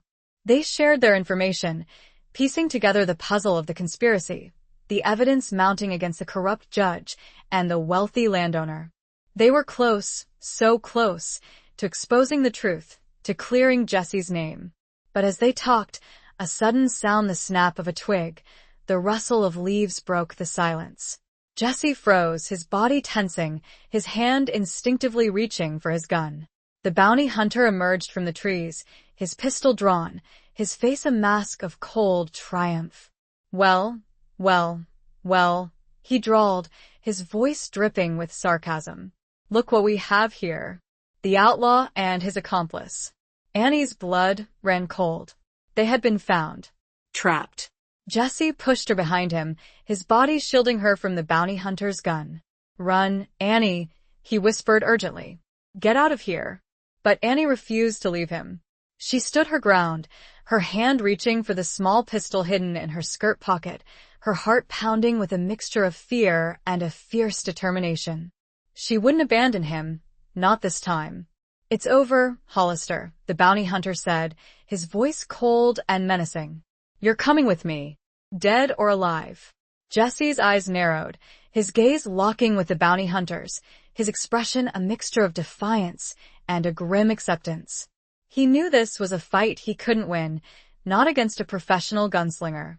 But he wouldn't go down without a fight. He wouldn't let them take him, not while Annie was still in danger. The air crackled with tension, the silence stretching on, punctuated only by the gentle murmur of the river, the scene a tableau of impending violence, a reckoning of old wounds and long-held secrets. The moment was poised, a knife's edge between life and death, between despair and a fragile, uncertain hope. It seemed inevitable. Chapter 16. Beneath a Sky of Judgment. Jesse knew he was outmatched. The bounty hunter was younger, faster, a seasoned killer. But he wouldn't surrender, wouldn't let them take Annie. He would fight, even if it meant his death. "I'm not going anywhere with you," Jesse said, his voice low and steady, his eyes fixed on the bounty hunter. "You'll have to kill me first." The bounty hunter smiled, a cold, cruel smile that sent a shiver down Annie's spine. "That can be arranged," he said. He raised his pistol, his finger tightening on the trigger. Jesse tensed, ready to make his move, knowing it was a desperate gamble, a futile attempt to buy Annie time to escape. But before either man could fire, another shot rang out, echoing through the canyon. The bounty hunter staggered, his eyes widening in surprise, his pistol falling from his hand. He clutched at his chest, a look of disbelief on his face, then crumpled to the ground, lifeless. Jesse and Annie stared in stunned silence, their hearts pounding in their chests. Who had fired the shot? From the trees behind the bounty hunter, Sheriff Brody emerged, his rifle still smoking, his face grim and determined. He had followed them, tracking the bounty hunter, knowing that Jesse and Annie were in danger. "Sheriff," Jesse said, his voice filled with surprise and a grudging respect. "What are you doing here?" The sheriff lowered his rifle, his gaze fixed on the body of the bounty hunter. "Upholding the law," he said, his voice heavy with a weary sadness. "And paying a debt," he explained, his voice low and urgent, that he had been investigating the conspiracy, too, gathering his own evidence, working in secret to expose the corrupt judge and the wealthy landowner. He had known about Jesse's innocence all along, but he had needed proof, something concrete to take to the authorities. "You two were getting too close," the sheriff said, looking at Jesse and Annie. "He was sent to silence you both. Permanently." Annie's legs felt weak, and she sagged against Jesse, who held her steady. The relief was profound, but the near-death experience had shaken them both to their cores. "It's over, Jesse," the sheriff continued, his voice softening. "You're free. The evidence you gathered, along with mine, it's enough. The judge and the landowner, they'll be arrested. Justice will be served." Jesse looked at the sheriff, his eyes filled with a mixture of gratitude and a lingering disbelief. "Thank you, Sheriff," he said softly. "I owe you my life." The sheriff nodded, his gaze shifting to Annie. "You both do," he said. "You took a big risk going up against them. You're both brave and a little bit foolish." He smiled, a faint, fleeting smile that didn't quite mask the weariness in his eyes. "Now go," he said. "Get out of here before anyone else shows up." Jesse and Annie didn't need to be told twice. They mounted their horses, their hands trembling, their hearts still pounding with the adrenaline of the near-death encounter. They rode away from the river, away from the scene of violence, towards the open desert, the rising sun casting long shadows before them. They rode in silence for a long while, the only sound the rhythmic thud of their horses' hooves on the soft sand, their minds reeling from the events that had just transpired. The sky above them, vast and clear, seemed to offer a silent judgment, a benediction on their survival, and a promise of a new beginning. They stopped at a ridge overlooking the valley, the town of Redemption spread out before them, a peaceful tableau of homes and businesses, bathed in the golden light of the morning sun. They had saved it, saved themselves, and perhaps, finally, saved each other. The weight of the past seemed to lift, replaced by a fragile, tentative hope for the future. The price had been high, the danger real, but beneath the vast, judging sky, they had found something worth fighting for. Each other. Chapter 17. The Cost of Freedom's Call. The arrests of the corrupt judge and the wealthy landowner sent shockwaves through Redemption and the surrounding territory. The conspiracy, exposed by Jesse and Annie's efforts and corroborated by Sheriff Brody's investigation, was far-reaching and deeply rooted, involving bribery, intimidation, and even murder. The wheels of justice turned slowly, but surely, the truth emerging like a desert flower after a long drought. Jesse was exonerated, his name cleared, his past finally laid to rest.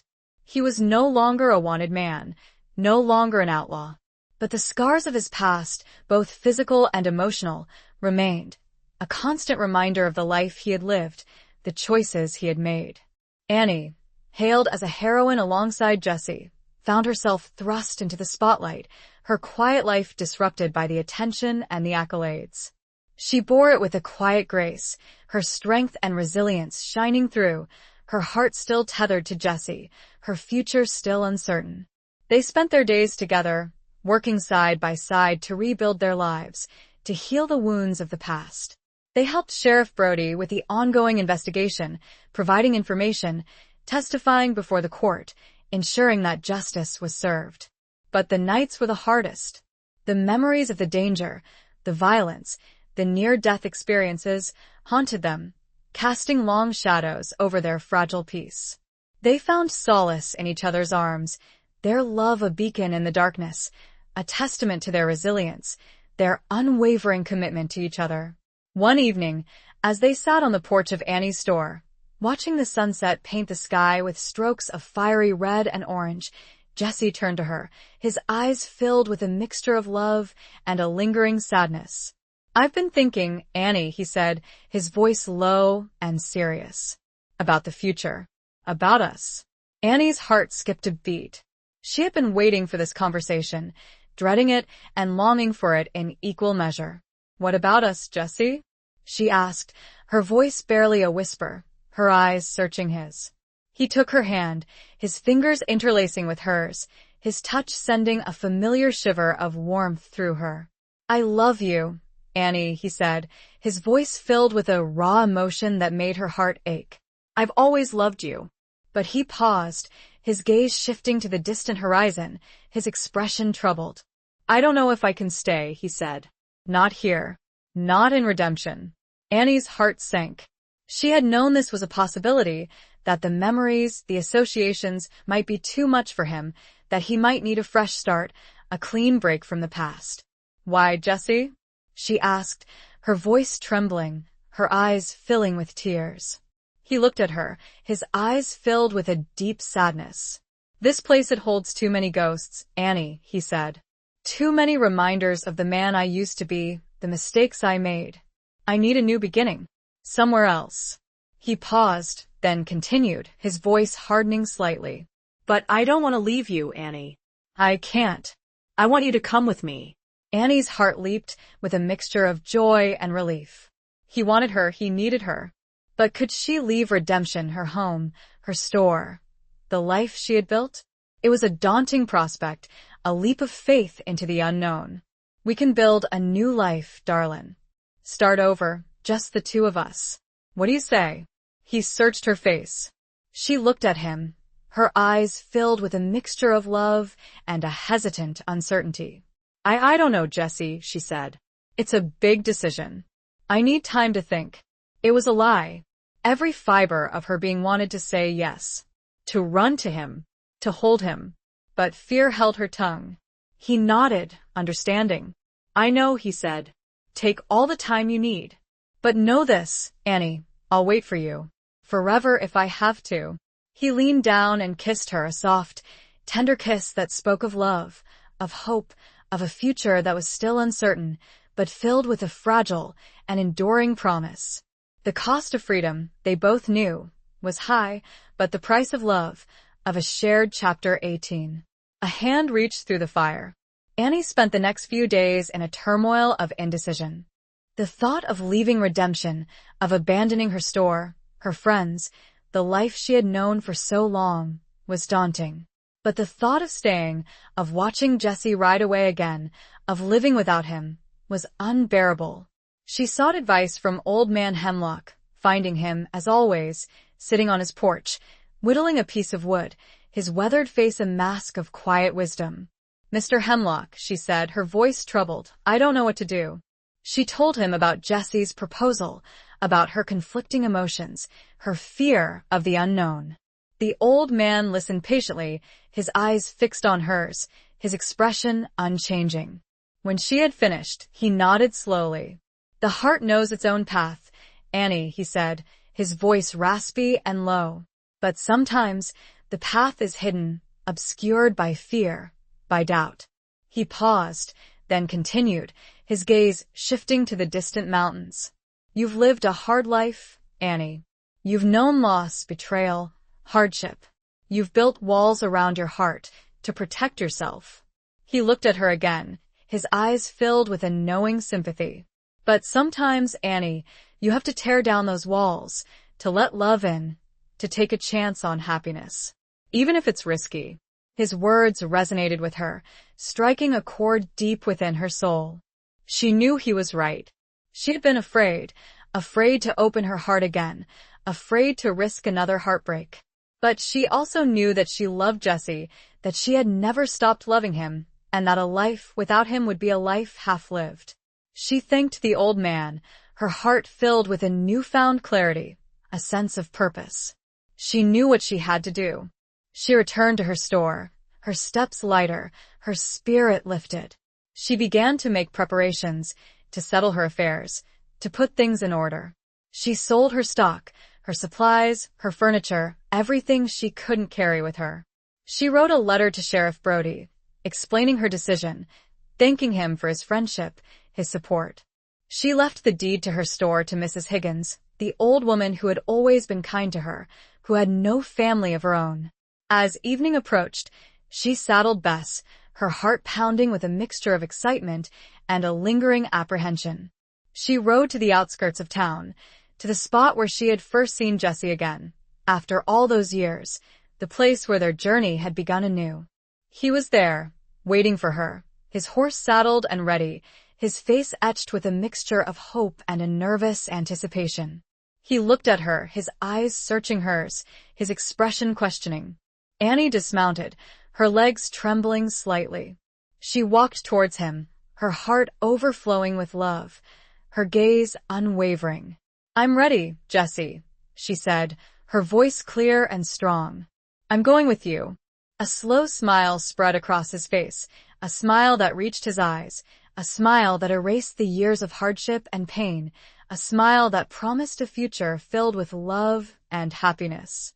He reached out, his hand taking hers, his fingers interlacing with hers, his touch sending a familiar shiver of warmth through her. "I love you, Annie," he said, his voice filled with emotion. "I'll never let you go." He helped her onto his horse, mounting behind her, his arms wrapping around her, holding her close. They rode away from Redemption, towards the setting sun, their silhouettes framed against the fiery sky, two figures united by love, by courage, by a shared destiny. They rode in silence, the only sound the rhythmic thud of their horses' hooves on the soft sand, their hearts communicating in a language that transcended words. They were leaving behind the past, the pain, the betrayals, and riding towards a future that was uncertain, but filled with the promise of a new beginning, a new life, together. As they reached the crest of a hill, overlooking the vast expanse of the desert, they paused, their gaze fixed on the horizon. The sun dipped below the horizon, painting the sky with strokes of brilliant color, a breathtaking panorama of beauty and hope. They had reached through the fire of their past, their trials, their losses, and found each other, their love a phoenix risen from the ashes, stronger, more resilient, more enduring than ever before. The journey ahead would Chapter 19. The unspoken vow of hearts. Their journey was long and arduous, taking them across vast plains, through rugged mountains, and along winding rivers. They traveled light, carrying only the essentials, their possessions few, their hopes high. They slept under the stars, sharing their meals, their stories, their dreams. They faced challenges along the way, encountering harsh weather, rough terrain, and the occasional threat from wildlife or lingering outlaws. But they faced them together, their bond strengthening with each obstacle overcome, their love deepening with each shared experience. Jesse, freed from the weight of his past, began to rediscover the man he once was, the man Annie had fallen in love with all those years ago. He was still rugged, still capable of violence when necessary, but the hardness in his eyes had softened, replaced by a gentle warmth, a quiet strength. Annie, in turn, blossomed, shedding the years of worry and hardship, rediscovering her youthful spirit, her adventurous heart. She rode alongside Jesse, her head held high, her eyes sparkling with excitement, her laughter echoing through the canyons. They talked of their future, of building a new life together, of finding a place where they could settle down, a place where they could be free, where they could be themselves. They dreamed of a small ranch, a quiet homestead, a place where they could raise horses, grow crops, and live in peace. One evening, as they sat by a crackling campfire, under a vast, star-studded sky, Jesse turned to Annie, his eyes filled with a deep and abiding love. "Annie," he said, his voice soft and serious, "I know we haven't spoken of marriage. Not formally." But he paused, taking her hand, his fingers interlacing with hers, his touch sending a familiar shiver of warmth through her. "I want to spend the rest of my life with you, Annie," he said. "I want to wake up next to you every morning, to share every sunset with you, to grow old with you. Will you marry me, Annie?" Annie's heart overflowed with joy, her eyes filling with tears.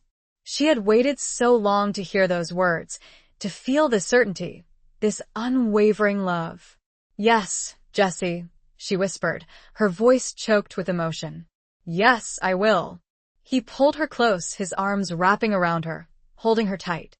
They kissed, a long, passionate kiss that sealed their unspoken vow, a promise of forever, a testament to their enduring love. They didn't need a church, a preacher, or a fancy ceremony. Their love was their bond, their commitment their vow. They were married in that moment, under the vast, witnessing sky, their hearts united, their souls intertwined. They continued their journey, their hearts filled with a newfound joy, a sense of purpose. They were no longer just two individuals, fleeing the past, seeking a new beginning. They were a couple, a partnership, a team, bound together by love, by loyalty, by a shared destiny. They found their place, eventually, a small, secluded valley nestled among the foothills of a distant mountain range. It was a beautiful, peaceful spot, with a clear, running stream, fertile land, and abundant wildlife. It was everything they had dreamed of. They built their home, a small, sturdy cabin made of logs and stone, a haven from the outside world, a testament to their hard work and their unwavering commitment to each other. They started their ranch, raising horses, growing crops, living a simple, fulfilling life. They were happy, truly happy. They had found their peace, their sanctuary, their forever. Their unspoken vow, made under the stars, had been fulfilled, their love a beacon in the wilderness, a testament to the enduring power of the human heart. The past was behind them, the future before them, and they would face it together, always. Chapter 20. The final confrontation of hearts and horizons. Years passed, turning into a tapestry woven with the threads of quiet joys, shared hardships, and the enduring strength of their love. Annie and Jesse built their ranch into a thriving enterprise, their horses renowned for their strength and spirit, their crops abundant, their lives intertwined with the rhythms of the land.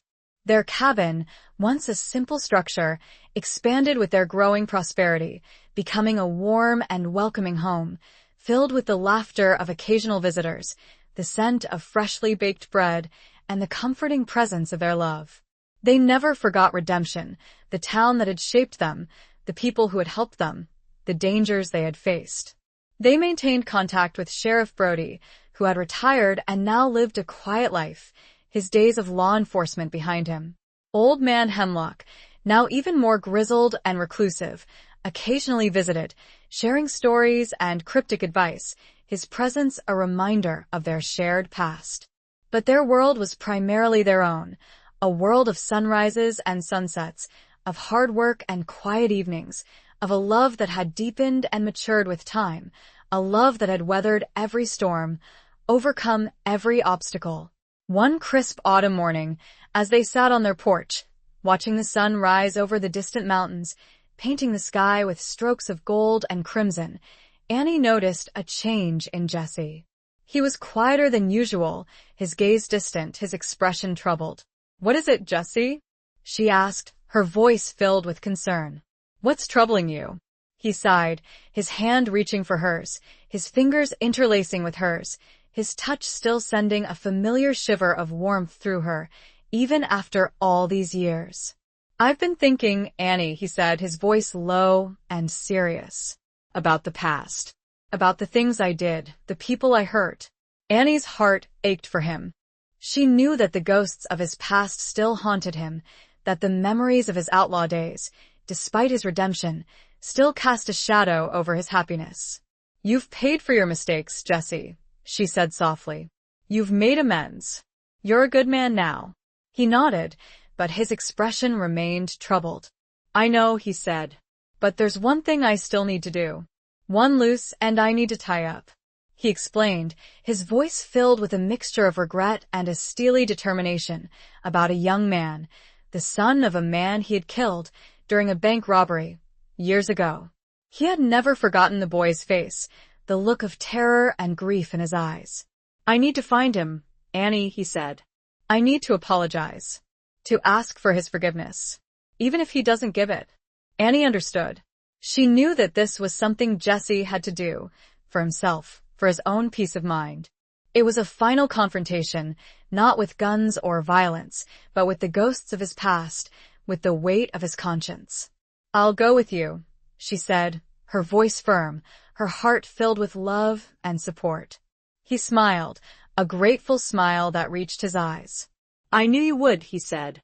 They prepared for their journey, saddling their horses, packing their supplies, their movements practiced and efficient.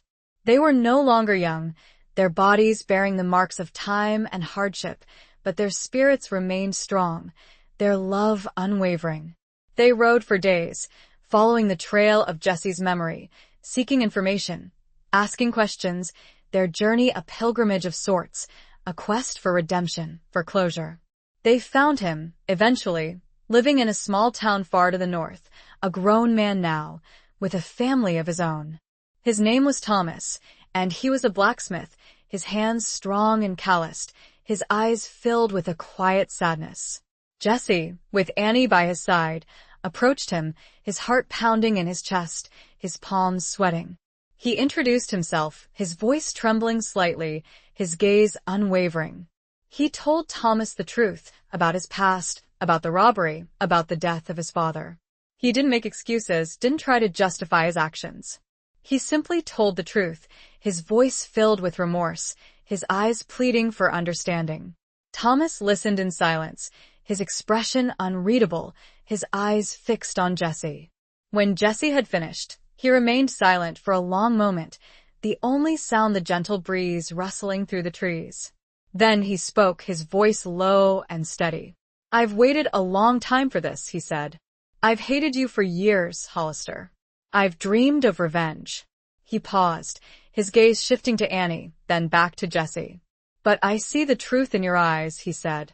"I see the remorse. And I see the love you have for this woman." He took a deep breath, his shoulders slumping slightly. "I can't forgive you, Hollister," he said. "Not yet. But I won't seek revenge. I'll try to move on. To find peace." Jesse nodded, his heart heavy with a mixture of relief and a lingering sadness. He hadn't expected forgiveness, but he had hoped for understanding. He had received it. "Thank you, Thomas," he said softly. "That's all I ask." He turned to Annie, his eyes filled with gratitude and love. They left the town, their hearts lighter, their spirits lifted. They had faced the final ghost of Jesse's past, and they had survived. They had found closure, not in forgiveness, but in acceptance, in understanding. They returned to their ranch, to their peaceful valley, to their life together.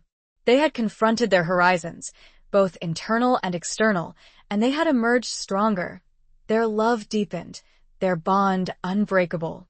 The final confrontation had been with themselves, with their past, and they had won. The sun set on their lives, but not on their love. Epilogue. The years that followed were a golden twilight, a time of quiet contentment and enduring love. Annie and Jesse lived out their days on their ranch, their lives intertwined with the rhythms of the land, their hearts forever bound together. They watched the seasons change, the wildflowers bloom and fade, the snow fall and melt, their lives mirroring the natural cycle of birth, growth, and decay. They worked side by side, tending to their horses, their crops, their home, their love a constant presence, a warm and comforting flame. They welcomed visitors, old friends and new acquaintances, their cabin always open, their hospitality genuine, their stories captivating. They shared their wisdom, their experiences, their love, with those who sought them out, their lives a testament to the power of redemption, the resilience of the human spirit. They grew old together, their bodies bearing the marks of time, their hair silvered, their faces etched with the lines of laughter and hardship. But their eyes still sparkled with love, their touch still sent a shiver of warmth through each other, their bond unbreakable. One evening, as they sat on their porch, watching the sunset paint the sky with strokes of fiery red and orange, a familiar scene from so many years ago, Jesse turned to Annie, his hand reaching for hers, his fingers interlacing with hers, his touch as gentle and loving as ever. "Annie," he said softly, his voice raspy with age, his eyes filled with a deep and abiding love. "I've been blessed, truly blessed, to have found you, to have shared my life with you." Annie smiled, her heart overflowing with love, her eyes filling with tears. "And I you, Jesse," she whispered, her voice choked with emotion. "You've given me everything, more than I ever dreamed of." They sat in silence, holding hands, watching the sun dip below the horizon, the sky ablaze with color, a breathtaking finale to a beautiful day, a beautiful life. Later that night, as they lay in bed, their bodies close, their hearts beating in unison, Jesse drew his last breath, his hand still holding Annie's, his eyes closed in peaceful slumber. He had passed away in his sleep, in the arms of the woman he loved, his journey complete, his soul at rest. Annie, her heart shattered but filled with a bittersweet peace, held him close, whispering her love, her goodbye, her promise to remember him always.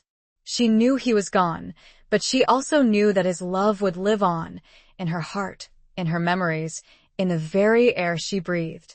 She lived out her remaining years on the ranch, surrounded by the beauty they had created together, sustained by the memories of their love, their adventures, their shared life. She often sat on the porch, watching the sunsets, feeling his presence beside her, their spirits forever intertwined. When her time came, she passed away peacefully, in her sleep, her hand reaching out, as if to grasp his, her heart finally reunited with the man she had loved for a lifetime. They were together again, their journey complete, their love eternal. The ranch remained, a testament to their lives, their love, their legacy. The sun continued to rise and set, the seasons to change, but the story of Annie and Jesse, the outlaw and his love, lived on, a legend whispered on the wind, a tale of redemption, of courage, of a love that had conquered all. The end.